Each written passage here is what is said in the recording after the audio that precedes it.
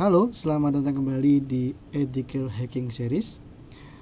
Dan pada modul kali ini, topik yang akan saya bawakan adalah mengenai DDoS atau Denial of Service.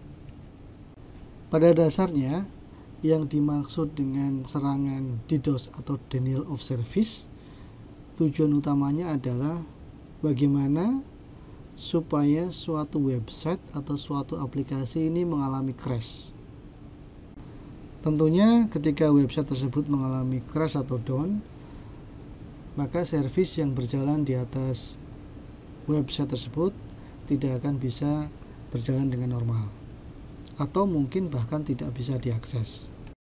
Serangan DDoS memiliki implikasi yang cukup besar, terutama di dalam aplikasi-aplikasi yang dimiliki oleh perusahaan-perusahaan besar atau perusahaan-perusahaan yang memiliki service kritikal, misalnya bank ataupun fintech ataupun website-website yang memberikan pelayanan publik.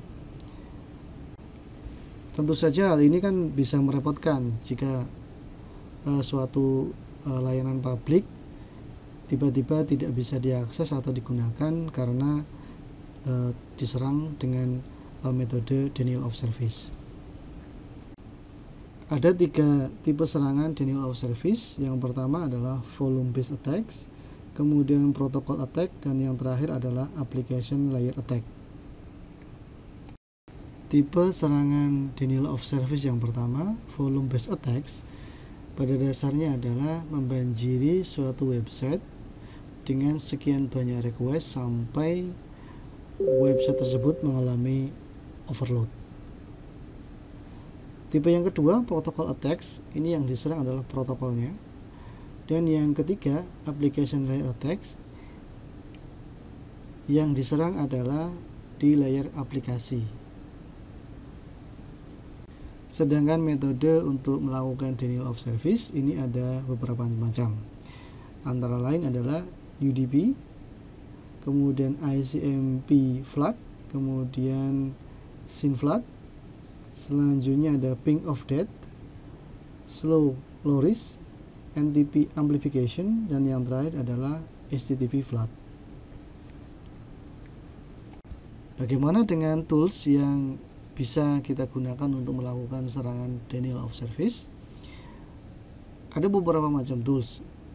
Antara lain di sini adalah SAM tool, kemudian Hulk, Torchhammer, Slow Loris, XOIC, dan yang terakhir adalah LOIC. Mungkin di video selanjutnya saya akan mendemokan bagaimana kemudian kita melakukan serangan denial of service. Oke, selanjutnya saya akan mendemokan bagaimana kita melakukan serangan dengan menggunakan metode denial of service. Tadi di slide sebelumnya saya sudah sebutkan ada beberapa tools yang kita bisa pakai, misalnya saja Torchhammer, kemudian Hulk, LOIC, dan XOIC. Nah, untuk keperluan demo kali ini saya akan menggunakan tools Torchhammer. Sebelumnya kita akan install dulu Torchhammer tersebut dengan mengetikkan atau mengambil repository dari GitHub.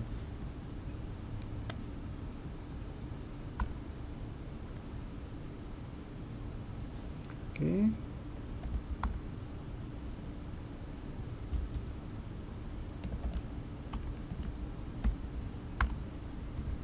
Kita lihat di sini bahwa kita sudah berhasil mengcopy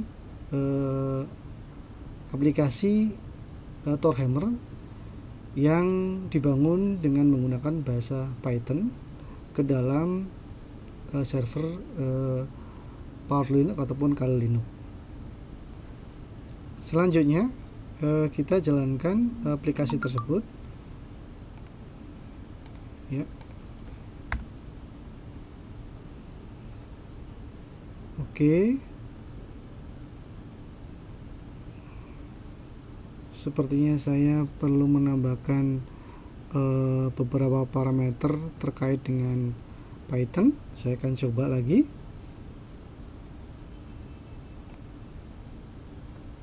Oke, kita coba lagi dengan mengetikkan perintah python 2 torhammer.py. Tampak di layar bahwa aplikasi Torhammer siap untuk digunakan, dan di bagian ini kita bisa melihat ada beberapa parameter yang bisa kita gunakan bersamaan dengan torhammer.py tadi. Kita coba misalnya saja -t ya, saya akan coba di website saya sendiri, yaitu di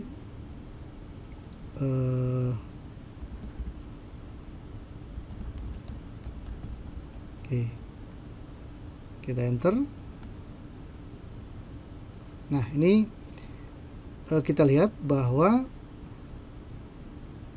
Torhammer sedang melakukan proses serangan denial of service terhadap website yang saya miliki. Semakin banyak kemudian kita bisa melakukan serangan DDoS ini terhadap suatu website dengan menggunakan beberapa komputer sekaligus, maka semakin cepat suatu website tersebut akan mengalami down ataupun crash. Demikian cara kita melakukan serangan denial of service pada suatu website. Seperti yang tadi sudah saya demokan, kita sudah berhasil melakukan serangan denial of service pada suatu alamat jualan tertentu. Tentu saja agar serangan ini efektif, kita perlu melakukan serangan dalam jumlah yang cukup besar, sehingga dengan menggunakan resource yang cukup besar, maka diharapkan semakin cepat suatu website ini mengalami crash atau overload.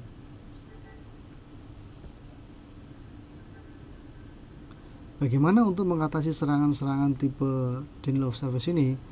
Ada beberapa teknik yang biasanya dapat kita gunakan untuk mengatasi serangan DDoS.